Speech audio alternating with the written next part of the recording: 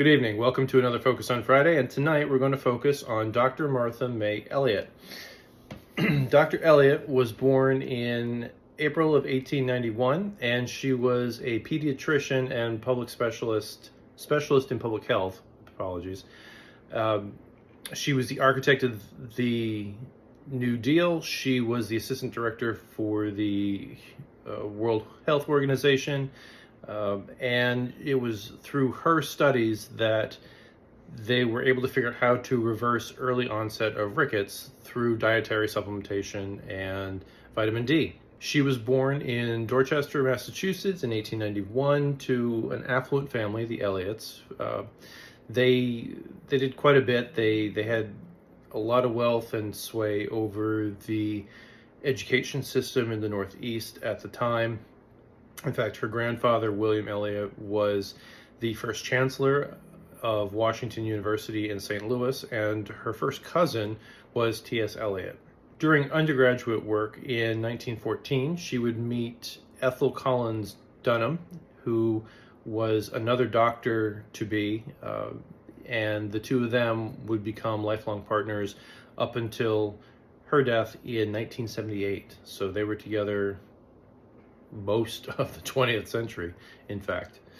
Eliot graduated medical school from Johns Hopkins University, and she decided she wanted to be a social doctor. So she began a lifelong process of looking at medicine from a social care point of view, looking at communities and trying to make them experience better health care through improvements to their communities. And that was revolutionary at the time.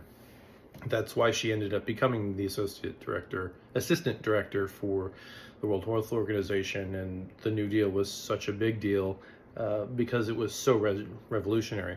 She would in fact be responsible for drafting most of the Social Security Act's language as a result of her work.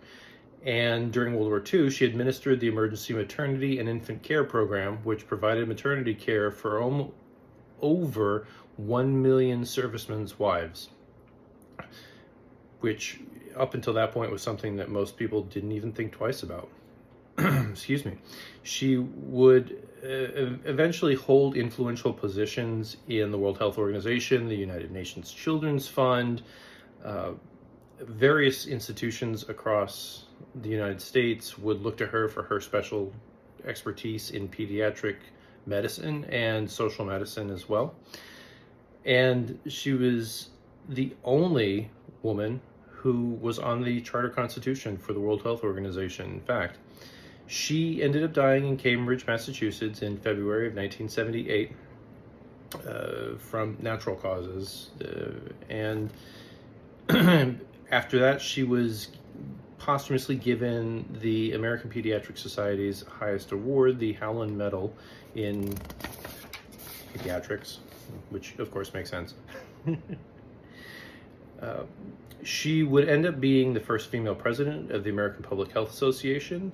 She would win the Mary Woodward Lasker Award for Public Service in 1947. She won 2 President of the National Council for Social Work Awards, the Sedgwick Memorial Medal, and the John Howland Award.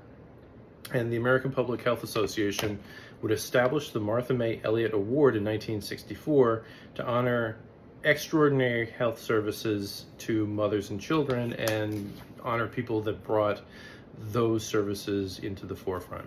So that is Dr. Martha May Eliot, who, without her influence, most of us would have succumbed to crippling bone disease and many other poverty-induced, community-based diseases if it weren't for her continual effort. So y'all have a good night.